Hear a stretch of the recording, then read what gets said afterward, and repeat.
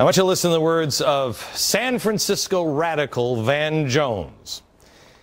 A few weeks ago, I showed you what he said about the progressive movement. Watch. So now we go into this new phase, sisters and brothers. This new challenge. This little movement that you built with your own hands and your own hearts that was on the margins just a few years ago is now trying to govern. Now you're trying to govern. And when a movement aspires to govern, it has to become more sophisticated and more energized, not more simplistic and more complacent. More energized. More energized. Now, here's a statement from the website of that Progressive Conference Campaign for America's Future. Okay, anyone who supports President Obama can do this by making him do the right thing. Remember we talked about this? The president wants to help, but he can't. His hands are tied. He can't. He needs to be pushed, nudged into doing what is right. They need to be energized. They need to be out in the streets. I wonder if chaos would help. Would that be because you need to have a crisis and he would be forced to do what he thinks is right. Remember, what's right in the mindset of a 1960s radical or Van Jones who seems, I love you so much. I hope you haven't read Storm. You know, that book that the radical revolutionary I called for violent revolution because I'm so loving now. Yeah. Last night we showed you liberation theology. That's the view that is the oppressed versus the oppressor.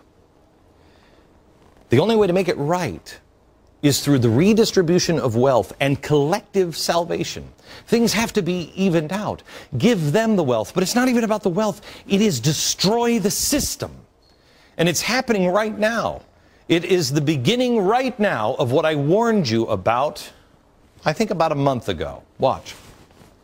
They don't want anarchy just for anarchy.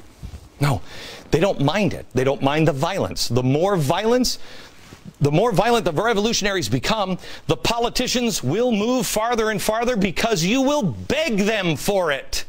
Keep us safe, under the guise that they're going after the bombers. They are creating a trap. And it's these guys, and I think these guys are trapped just as well. If Obama takes power, they win. If he doesn't, the radicals cause chaos and violence. Obama takes power, and they win. This is so clear. I don't know why your neighbors can't see this. These guys are imaging themselves out to be MLK and the civil rights leaders. Not Van Jones. Not Van Jones. Nancy Pelosi. Barack Obama. They are going to be standing there, hands clean. Notice none of them are saying anything except you, except about you. Hands clean, so they can say, oh, we just wanted peace. We don't want racism. Come, we'll help keep you safe. We will. They are completely silent.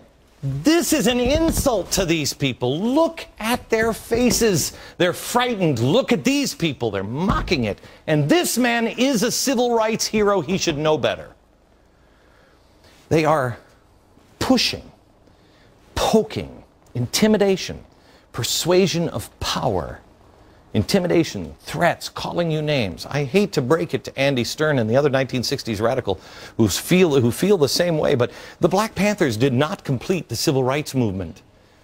God did. God did, using people like Martin Luther King. Am I the only one appalled that history is being written and rewritten right in front of us? Or should we just accept it because they told us that this is the way it is? Michelle Obama told us exactly what Obama was going to do. Listen to these words. Barack knows that we are going to have to make sacrifices. We are going to have to change our conversation. We're going to have to change our traditions, our history. We're going to have to move into a different place. Hey, Gulf region, are you making any sacrifices yet? How are those oil jobs working? How are the fishing jobs working out for you? You're making sacrifices. We're going to change our conversation, have to change our history. I kind of like the history the way it is. Scars and all. Aren't the scars how we learn and we grow stronger? We learn from our mistakes. We can't change our history into something that it wasn't, but it's happening. We've got to grab onto the truth and cling to it. But what is the truth? Well, the truth about the civil rights movement isn't the Black Panthers and the threats causing Congress to pass the civil rights. That's bullcrap. God did it by working through people and inspiring people like Martin Luther King and C.L. Jackson. And yes, white people like Bobby Kennedy. And dare I say it, oh my gosh, I'm going to set the world on fire with this, Roger Ailes. I think he spent some time. The civil rights movement. I think he was with Martin Luther King a couple of times. People from both sides of the aisle. People of all kinds, all races, different levels of participation. God led the cause because he is against oppression. But he does not conspire to work through hate groups. Stand up, stand together, stand with the truth, stand with God. That is the one thing that they cannot fight. That is your only weapon, is God. And he wields it, not you. You just stand behind him and just let him be your shield. It's the one thing that they don't have on their side. Now that's a pretty wild comment to make, unless you go back to Saul Alinsky. Do you know what the dedication says? Do you know what the front page says of this book? Put it up here. Lest we forget at least one over-the-shoulder acknowledgement to the very first radical from all of our legends, mythology, and history. And who is to know where mythology leaves off and history begins, or which is which? The first radical known to man who rebelled against the establishment and did it so effectively that he at least won his own kingdom. You put this together with collective salvation. May I quote the Pope? Put the Pope, Pope Benedict. Here's what he said about collective salvation. Wherever politics tries to be redemptive, it is promising too much. Where it wishes to do the work of God, it becomes not divine but demonic. Stand with God, America. Stand with God. He will be our shield. These are not enemies of ours. They are not enemies of ours. They're enemies of God and enemies of man's freedom. He'll work it out. You just stand where you're supposed to stand and be peaceful. Back in a second.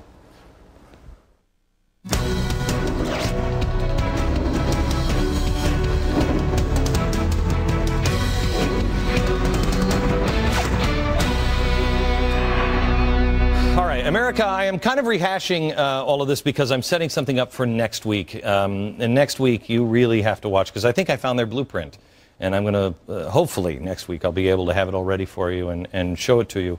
But the one thing you cannot do is play into their hands. They need you to be angry. They need you to be racist. They need you to push back. They need you to grab a gun. They need you to get angry. Don't do it. You've relentlessly been called racist by the press, by politicians. Now the NAACP has adopted a resolution condemning the racist elements of the Tea Party. Well, I'd do that too if I knew where they were. The resolution initially said the NAACP would repudiate the racism of the Tea Parties and stand against the movement's attempt to push our country back to the pre-civil rights era. They scaled it back. NAACP President Benjamin Todd Jellis wrote, "What we take issue with is the Tea Party's continued tolerance for bigotry and bigoted statements." Which statements are those? I haven't seen any. There are racists in every organization. There's racists everywhere. There's racists everywhere. They're racist at the NBA. They're racist in NASCAR. It's a human condition. They should be discredited. If there are racist people in the Tea Parties, they should be discredited. I will help you do it. But where are they? Stand in truth. And the truth is, the movement is not about race. It's about reducing the size and scope of government. And gosh, it's not only me who thinks so. Watch.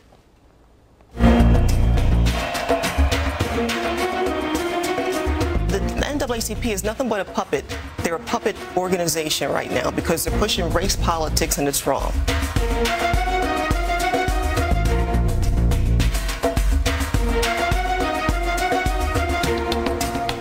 NAACP in its march towards irrelevancy as an organization needs an enemy to maintain its power base.